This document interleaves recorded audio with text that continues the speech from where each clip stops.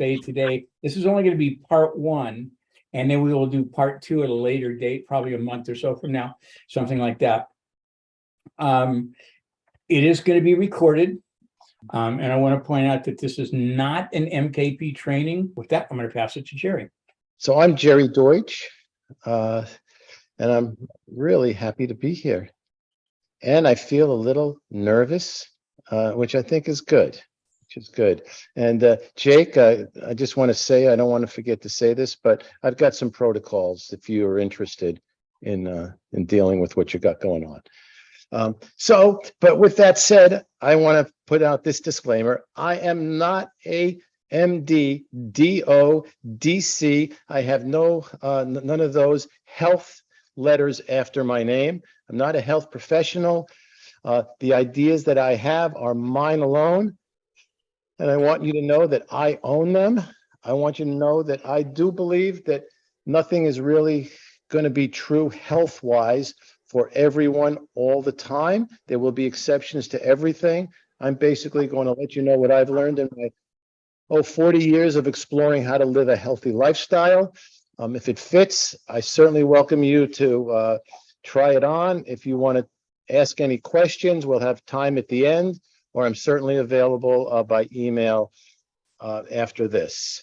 You know, my belief is that we're all born with health. Like, actually, we have health from the moment of conception. Our bodies are naturally healing systems. Terrific. So back to health, something that we're all born with, and it's with us until our last of days. And one good example of that is they've never found a corpse that you could cut that would actually heal. But yet, as long as we're alive, we have that potential healing ability within us. I started learning about health, as I guess most people do, from my parents. My parents were Holocaust survivors, came over from Europe, and they lived a very simple life over there. A very, very, very simple life. You know, cabbage, potatoes, onions, things like that were the foods that they mostly had. And when they came to this country, mostly that's what I grew up with. Yes, once in a while, we did go out and have some fast food. At the time, the restaurant of choice was McDonald's. And I was so thrilled to go to McDonald's once a week. But since then, I've learned that there are much healthier fast foods that we can choose. And so I'm going to show you some examples of fast foods. Here's one of my favorite fast foods. Now, if you want a fast food, what's faster than just doing that? And it's loaded with lots of good things for you. I'm going to keep it simple. I mean, health can be very simple or very complex. I'm going to keep this talk simple. Complex would be talking about all the nutrients and all the interactions between the nutrients that are available in a food. I'm going to keep it really simple. This is going to be a general overview because I'm hoping that you can take some principles and apply them to your life so you can be healthier. And in my opinion, the healthier you are whenever you start is a healthier lifestyle you'll have going forward. So here's another example of a fast food. This is even faster because you don't even have to peel it. And then ultimately, one of my favorites. All you got to do is plop it in your mouth. So we have that. But as we all know, the food does two things. First, it gives us energy. All living things need energy to operate. So food gives us energy. And the other thing is it gives us nutrients, macro and micronutrients that our body needs to metabolize and do that energy. Talking about some basic principles of health that can lead to healthy aging, which in my opinion is not an oxymoron. In fact, I believe that we can live well into our 90s, maybe even into our hundreds, being active and vibrant. And we all know some examples of that. And while our genetics play a role in it, I believe the genetics simply give us the parameters. They give us like, okay, your top point is 97 or your top point is 110 or whatever it is. But how well you approach that really depends on the choices that all of us make every day in our life. And I know you all probably know the acronym of KISS, keep it simple, stupid. I like the acronym of SAVE, simple and varied. I believe that that's really the key to long-term health in all the different dimensions we have. SAVE, simple and variable. So the simple part of it is like what Brian Harold is doing. There he is on his bicycle, bicycling away. It's great. So we'll just talk about that first, and that's movement. Body needs to move. Actually, Tom, if you could put up that slide of the muscles, because movement is essential. It's part of what we do as human beings. And so, as you can see, take a look at that. A 70-year-old triathlete has virtually the same muscle mass and the lesser amount of adipose tissue. And the adipose tissue is that excess fat that we don't need, that we carry around. Now, I don't believe you need to be a triathlete to have great muscle mass and have great both strength. Somebody recently told me, oh no, if I weightlift, you need to weightlift to do it. Well, I don't think you need to do anything other than find a variety of movements. If weightlifting turns you on, do it. But in my opinion, if that's all you do, you're not going to live a very long and healthy life. If weightlifting is part of what you do, that's great. And we'll go into what types of routines you can do in your life in part 2 of this. But today we're simply going to look at some of the basic principles of what. So when I say simple and exercise, things like walking, bike riding, jumping on a trampoline, swimming, these are all great activities. Choose one that you enjoy, because the key point is to enjoy it. I personally, I've got a bike partner, and I meet him at 7 o'clock every morning, a mile from my house and a mile from his house. We go for 5 or 6 or 10 or sometimes 15 miles. And then that's my day. My day has already started successfully. On days that I can't do that, I like to do my own little routine of stretching and yoga. And again, it's easy to come up with something that works for you. But the real key is commitment. And that, again, is part 2. I'm going to keep on talking about part 2, it seems like. But yes, find something simple. It doesn't have to be complex. Like just watching Brian Harold. That's pretty simple. He sits on the bike. He's doing that. And he gets to be part of this Zoom call at the same time. That's great multitasking. And hopefully he's had a good breakfast. So that's the second part of this, is this simple foods. As I said, simple foods, very simple, very simple. We can really there's a wide variety. I think there are 20,000 plants out of the hundreds of thousands of plants that are consumable by human beings. There's lots. So get a variety of food. I don't know, I just happen to have this here. Like these grow in my yard. These are lilikoi, passion fruit. They're just fabulous. So I'd like to have them as often as the tree wants to give them to me.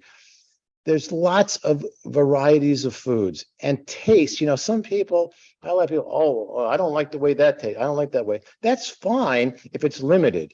But if you become very excessive about what tastes right to you and what isn't, it's probably because your palate has been corrupted.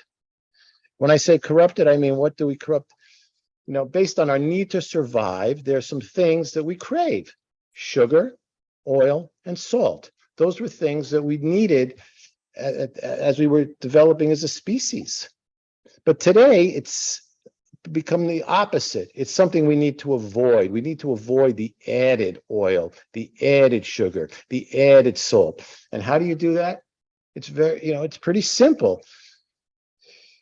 If you go from raw, then you go to cooked. So how can we cook simply? The way we cook simply is we boil the food. We can fry it, and you can fry it in water, not oil. You can bake it. You can steam it. There are lots of ways to simply prepare food. One of my favorites is to, I like to saute. I like to do stir fries. I like to saute with water or with a vegetable broth is what I like to do, and put a wide variety of vegetables. And then you've got some vegetables that you can have raw or cooked. Those vegetables are well, the ones that I like are the cruciferous vegetables, which would be ones like broccoli, cauliflower, kale. Those are consumable raw or cooked. Again, keeping it simple. Don't put a lot of salt on your food, because if you do, eventually it's going to be hard to taste anything without salt. And oil, again, and then there is, and the other thing I want to say is there's salt, sugar, and oil in almost all the foods you eat. Almost everything you need is in the food. And if you eat healthy, I'm going to say organic, natural, just get it as, keep it simple. Get the best food you can. Don't become excessive. Oh no, it's got to be so fine. People ask me about meat. Hey, we have become adapted to meat. And so meat is something good for some people, maybe not for others. But excessive meat, as excessive sugar or salt, because it has excessive protein in it, excessive fat in it, saturated fat, and those are not things that you want to have in excess. But if you keep it simple and you just enjoy what you do. So for me, I learned this 35 years ago. I was about to have my first child. My wife and I wanted to have a healthy child, and we decided to do some research. And the research that we showed us was that most of what modern allopathic medicine told us, most of it, not all of it, some of it's great. I mean, yes, in some cases, a baby needs a mother needs a C-section to have a baby. But when we get approach rates of 40% of births surgically, maybe that's not the way we've designed to be as human beings. So we looked at that and we said, well, how do we have a natural, healthy birth? It starts way before birth. It starts when we're young and we develop, and before we get pregnant. What are we doing to be healthy so we can have a healthy birth? And how do we raise our children after that? Since most of us are beyond our child rearing age, we're not having kids anymore, and we're just watching our children give birth to children, and maybe even our children's children give birth. What I want to do, and I just want to continue to spread the message that we learned along, nature knows best. Nature has been providing for us for the million years that the humans have been on this planet, and nature will continue unless we as humans stop it from doing that. If we start destroying family farms and start producing our food in laboratories, if there's over genetic modification, all these things are, in my opinion, take us away from our natural birthright of health. I watch my parents, I've watched lots of people that live simple, natural lives, live well into their 90s. They're able to move around, they're able to exercise. I love playing golf with guys that are in their 90s. I mean, it's just a pleasure. It's possible, but of course, it's like my parents always told me, how you will sleep depends on how you make your bed. And how we make our beds is all within our own power right now. Now, truly, there's lots of information out there, lots of propaganda. Milk grows, strong bones. Get your calcium from milk. We get calcium lots. I'm not saying milk is bad, but I'm saying to think that you need to drink a quart of milk every day to have strong bones, that's clearly not true, because there are people that don't drink milk at all that are great. They're vegans that are great triathletes. I think like some world champions, bodybuilders are vegan. So you don't need it. Now, if that's something you want, fine, that's fine. Do what works for you. But the other thing I really believe in is informed consent. Informed consent. So get the information, become informed about what's going on. Question. Does it make sense or doesn't it make sense when you're being told this or that about health? There's so many health gurus out there. I want to say I am not a health guru. I am not. I don't want to be one of all those people that are going to tell you, you have to do this if you want to be healthy, or you have to do that, or this is it, or don't eat tomatoes, or don't, You know, to me, everybody, it's all part of the, what are they trying to sell? What are they trying to sell me? And the truth is, I don't need to be sold on any of it. It's right out there in front of me. It's provided by spirit, God, creation, whatever it is. It's all been provided for me as a human. And hopefully, you'll be able to take advantage of that as well. So I learned about all of this through an organization called the National Health Association. I highly recommend it. I've been a member for 35 years. I was president for, about a half a dozen years of that organization. The health practitioners there, they talk about the complexity of health. And they talk about all of the things that I personally don't want to spend that time with. I did biology. I did organic chemistry. I was going to go to med school. And I said, well, actually, I was told, what do you want to do that for? You're going to spend the next 10 years of your life, and you'll come out of it, and you'll take one class in nutrition. And you know how important food is to health? It's like maybe one of the most important things. And yet, what do our physicians learn about it? They've got one class, and some of them learn more after, some of them don't. I wish there were more. In fact, friends of mine are physicians. They now teach they go to medical schools and they teach nutrition, not as part of the regular curriculum, but because the students want to learn about it.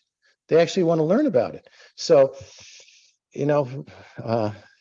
yeah, we can talk more about the pharmaceutical industry, but we're not going to do that now. What we're going to do right now is take a look. I've told you a little bit about what I believe and how I promote my health. I promote my health by my daily exercising, I don't even like to use the word exercise, by my daily movement. Gardening is, a great way to stay healthy. Just move the body. And the other thing that I do is I try and keep my food as simple as possible, avoiding any added salt, oil, or sugar. Mostly. Do I always do that? No, of course not. I mean, not of course not. I don't. I know people that do. Unfortunately, that gets to another aspect of health, which is your psychological well-being. And if what you're doing around your eating and your movement is affecting your psychology negatively, then you've got to reevaluate again. And always continually reevaluate. So we're going to go into a breakout room in a minute or two. And basically, we'll put the question out there. And it really is, you're going to have a chance to share with, it's going to be paired sharing. You'll have one partner, and you'll each share with each other what you're doing to promote your health. You'll have 3 minutes to do that, and then you'll switch, and then you'll talk about what you're doing to sabotage your health.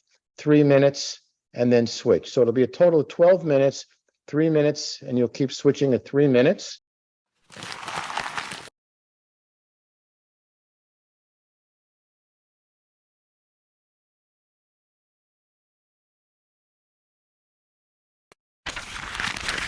Go through and give everybody an opportunity, if you wish, to share a little bit about what your breakout session was like. So either raise your hand, or if you want, you can just raise it electronically. Just hit the reactions and raise your hand. And I'd like to hear some feedback from the breakout rooms.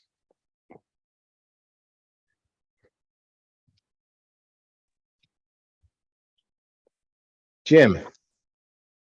Hi, everyone. Sorry I'm late. I actually slept into this. I actually went from one meeting to the next. I apologize, and woke up and I was like, oh, I hope I can get in here. Anyway, I really enjoyed the breakout session and could totally relate with the brother who I was did the breakout session with, and in so many ways, both on the positive, what do we do in a positive way for our health, and then also the negative self-sabotaging, which I could relate 100% with. So, and it's with great appreciation. And thank you, Jerry. I'll let somebody else speak. Hey, thank you, Jim. And in part two, we're going to talk a little bit more about the psychological impacts, which is another pillar. We're going to talk about sleep, which is also important. And we'll also talk about processed food, which when we go to simple, the fresh fruits and vegetables, the cooked, and then we get to the processed, which is loaded with lots of hidden things that may not be healthy. So thank you, Jim. Ken, and then Goran.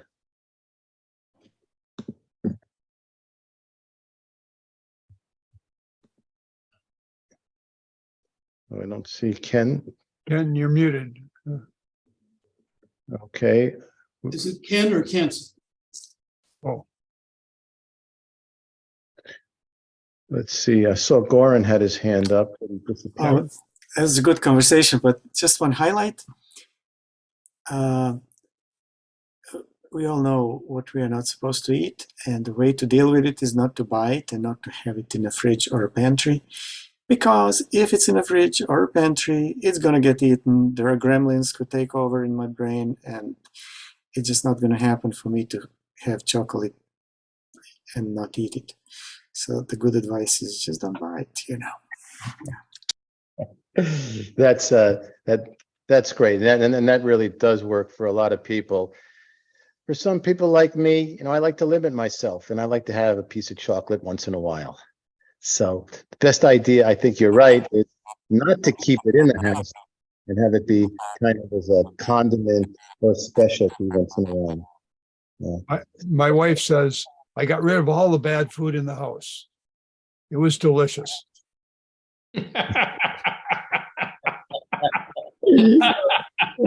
Better not let it in the first place. I see Chris has his hand raised. Go ahead, Chris. Yeah, I had a good conversation with Richard, and I said that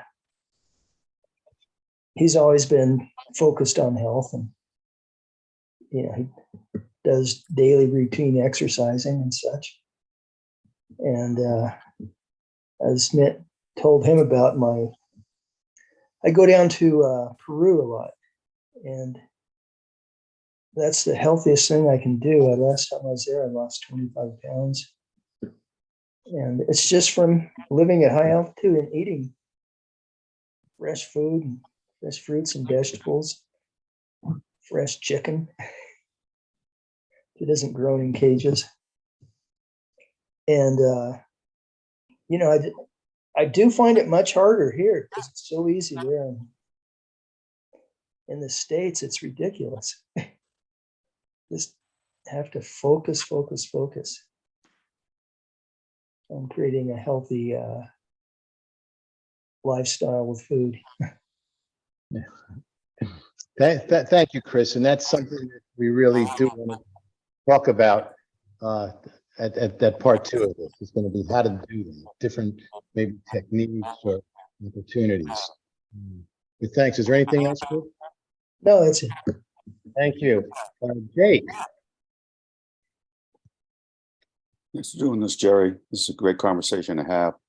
I had a great conversation with John, and I think my bottom line, and it sounds like some of what John's bottom line is, to know what is healthy and what isn't healthy and make the right choices. So that comes with being mindful in the moment and establishing good habits and, feeding your focus and starving your distraction. So my father used to say he had the hungry horrors at different nights.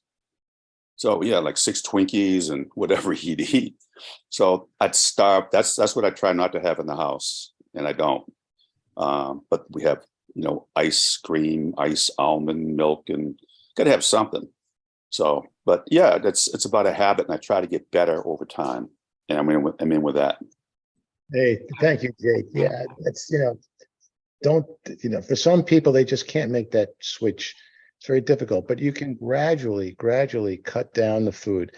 Yeah, one good thing is to throw out all the bad food. Another thing might be throw out, 10% of it every day, and in 10 days, it's all gone. So, different things work for different people.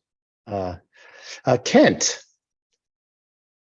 Well, I told my partner, Bruce, that one of the things that is helpful is that our I group really regularly practices as check-ins pies. How are you doing physically, intellectually, emotionally, and spiritually? And as a result, we, as a group of 10 or 12, focus on our health every single week. And after that, it's not surprising that a lot of stretches have to do with health as well. So one suggestion was not to buy it. Another is to bring it into your consciousness and to speak it. That's my comment. Oh, thanks, Ken. Appreciate that. And I see Joseph has his hand up. Great session. I have a sense, and I can't check it out with everybody right now, is that we're preaching to ourselves, the converted. What I ask is what is where are all the others who are not interested?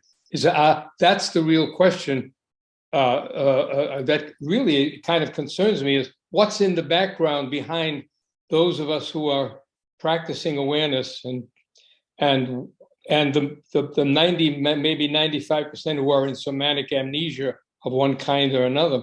I think that's a challenging thing within our movement, because health is the foundation to be able to do what we say our mission is all about. If you can't carry out the mission, if you're a soldier and you can't get on the field and you can't know how to walk and run and protect yourself, you're dead, or you're not able to do what you want. Or as my teacher used to say in Yiddish, kind of, when you know what you're doing, you can do what you want.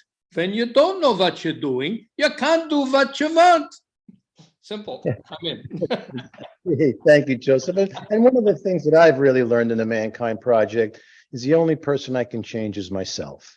And so I can continue to share, to do it. And part of changing myself is having a call like this, hearing from all of you. I've heard some good ideas already.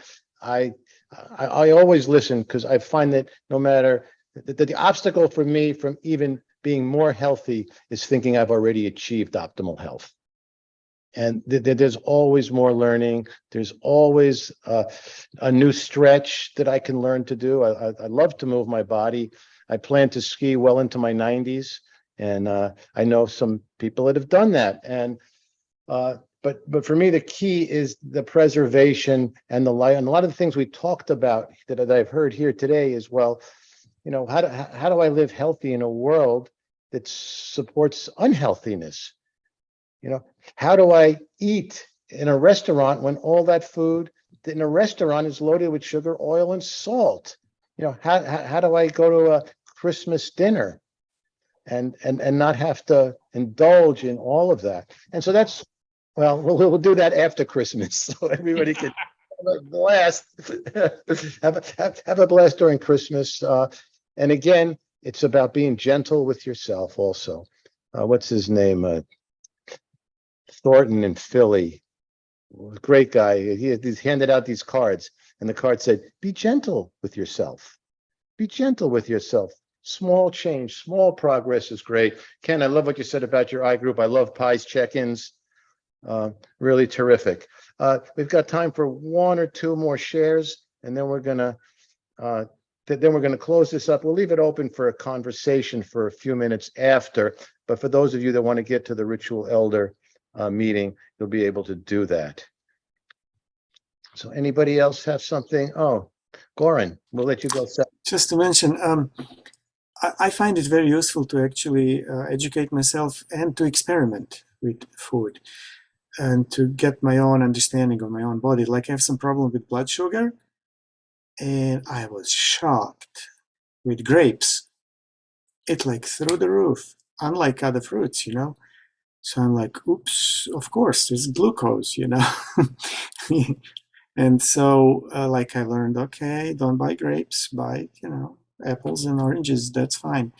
And then I discovered that chocolate is causing me some allergic reactions that I didn't know where they were coming from. But yeah, constant learning and education I find being useful for me. Hey, thanks, Goran. I know we've had conversations in health-related areas, not for this call, but yes, we certainly have. And I appreciate your openness and just what you said, the willingness to explore, to look. And then I got to show you my new puppy. 8 weeks old, man. She's so gorgeous, and so much life and energy. And I wonder, how do animals in the wild know what to eat? Did you ever What wonder? kind of dog, Jerry? Sorry. A genuine, pure mixer of breeds. She was abandoned, and we're fostering her. So somebody abandoned a tiny puppy like this. It's hard to believe, but we'll be talking. Compassion has a lot to do with also compassion for others reflects on compassion to self. I think they're related. I think Jake might agree with me on that. So, yeah, thanks. So, but how do birds? I mean, look at the birds in the sky. How do they know what to eat? Damn it! And how come you don't see all these obese birds out there? Huh? The answer is simple. They eat whatever they can find. They don't have much choice. Simply, but how do they not overeat on it? Oh, because there's usually not enough. It's not a problem. But even if there was enough, and even in like the abundance here in Hawaii, where we have all sorts of food that they love, they eat just the right amount. Interesting to me. Anyway, anything final before we close this out? Because I want to give anybody that wants to go to the next meeting a chance to either take some food in or let some stuff out. And after that, we'll stay here in this room for 10 or 15 minutes. Oh, go ahead. I've got a quick question, Jerry. How do you, because I've got a brother who doesn't have any oil. He doesn't, he had a heart condition at one point. He just stopped eating oil. But how do you stir fry without oil? Simple.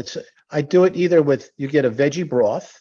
Mm-hmm. It has no salt, just vegetable broth, and you can stir fry that, or just with water. Try to just use water and stir fry with water and just add a little bit. You have to be a little cautious. You got to keep adding as you're stir frying, but that's how you do it. And you don't need to add any oil. And there's plenty of oil. I mean, onions have onion oil, believe it or not. Garlic has garlic oil in it. Broccoli has broccoli oil. I mean, these are all parts of living things. But I saw Jake had something he wanted to say. Yeah. In a nutshell, you asked about the animals knowing what to eat. They did a study with children, and it's documented. I can't send it to you right now, but they laid out 2 big tables of cake, ice cream, cookies, candy, and they gave them 3 days to eat that. And they can eat as much as they want. The next 3 days, they had a table with all that, plus healthy foods, fruits, vegetables, salads. And after they reached the point of extinction with their taste buds wanting all this toxic food, and they automatically started going toward the healthier foods. So, and we lost that as adults because our habits are so entrenched. One important comment here, though, you got to avoid what we call neurodissonance, creating conflict within. Look, I'm Italian. If you go to Italy, extra virgin oil is considered the basic secret of health, and they live longer than any of us. So you've got to be careful about the oil thing. It isn't about the oil, it's about the consciousness, the balance, the awareness. Because in telling the Italian that, and he's out. He's not even going to come join your group. Forget it. Sure, it's complex, and we can talk about oil. That's a whole nother conversation. It's a whole nother conversation, right?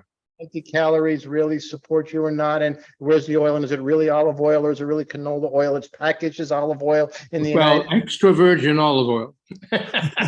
That's the basic thing they serve in every Italian restaurant. Extra virgin. Okay, so I'm going to interrupt just for a moment to say thank you, Jerry, for what you've done. There will be a part 2 to this, and I also want to give a shout out to the Cafe production team, Art Gabhart and Tom Bizance, who are just real troopers in helping get this together. But the main players in this cafe, and the reason it keeps happening is because of you, the men who come here to share and to be part of it. And I want to thank you and say that we are honored to be able to serve you. And like I said, we'll keep this open for a little bit longer, for a few minutes, so people can make final comments. But those of you that want to get over that ritual elder meeting, peace.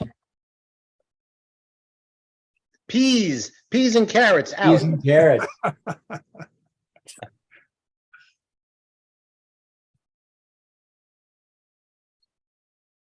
So Jerry, is this a good time to talk about the COVID remedy that, Oh, sure. I can talk about it. I mean, if it depends, if it's just coming on early, the thing to know is that basically the replication is in your upper respiratory, like your nose, your sinuses, things like that. So what I've recommended to people, and it's worked for me and it's worked for others, is nebulizing diluted hydrogen peroxide. That to me is the thing that has been most effective in keeping it from spreading deeper into my lungs or becoming systemic. There are other things that you could, like your vitamin D levels. I mean, vitamin D, when you take it, when you have COVID, it doesn't really store up that much. But vitamin C would be well, to do. And then there are lots of other protocols, frontline, I don't know, there's FLCCC. They have lots of different protocols that they can recommend for you. But the most thing is, to stay calm, to rest, to do what you do with any type of, your body is what's going to heal. The innate intelligent body. So you just want to support your body in your immune system, really. It's your immune system. When you've got a strong immune system, so you'll be fine in a couple of days. I can almost guarantee you. But if you want, doesn't that point to prevention is the real main thing to practice above all? Because the remedies are so many, that people have suggested. But if prevention is the main key of maintaining yourself well, is the root, is the base. and that's what we're talking about here. That's healthy aging. It's the same thing.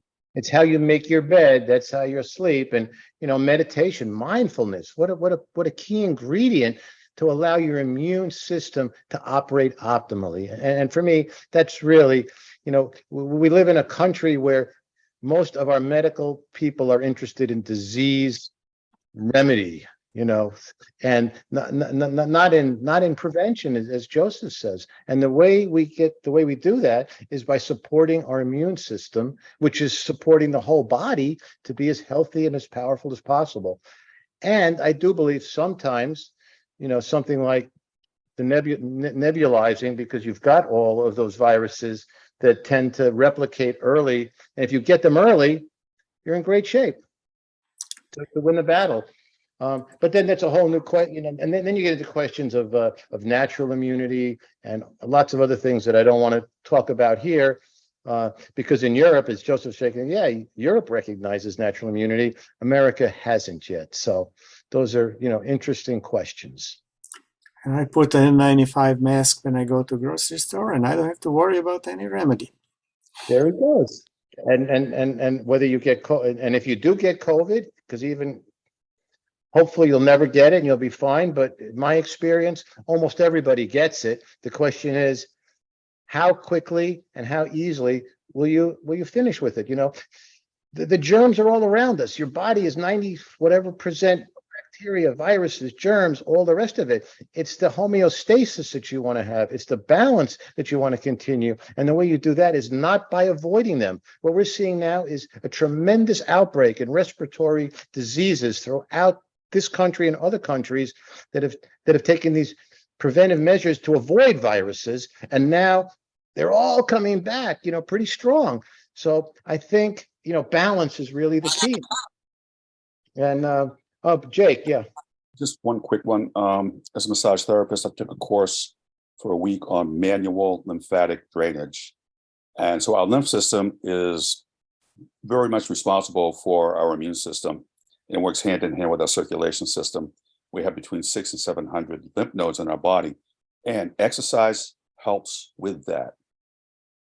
Deep breathing helps with that, believe it or not. Diaphragmatic breathing, massage helps with that, and also so we have the tools, and it's just about using them and staying strong and keeping mentally strong and positive.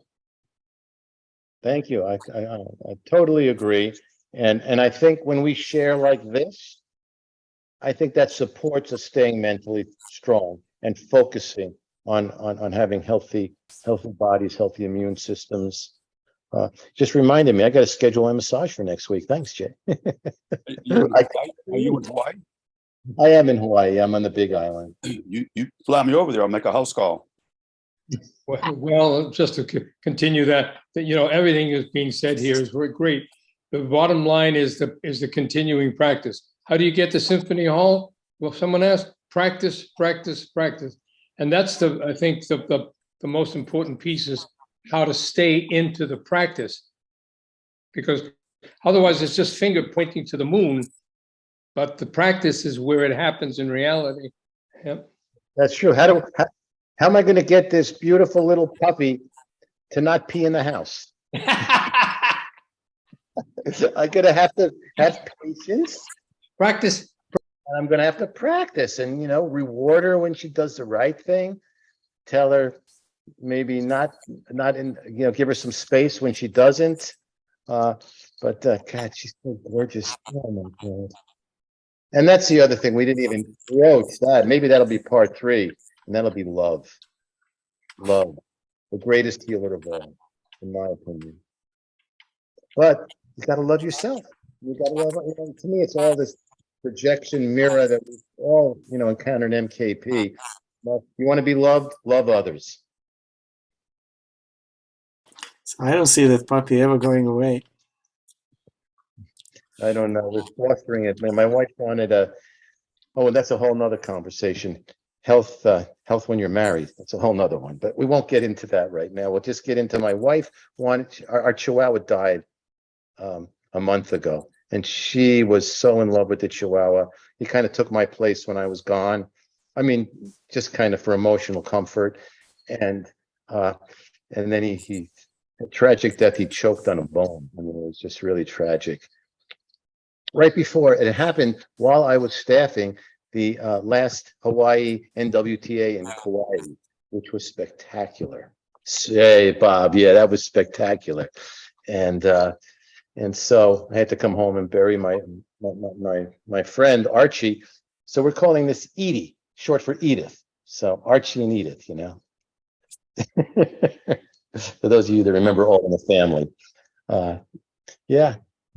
Well, I really appreciate you guys coming here. Anybody have any other comments before we head over to that Ritual Elder meeting that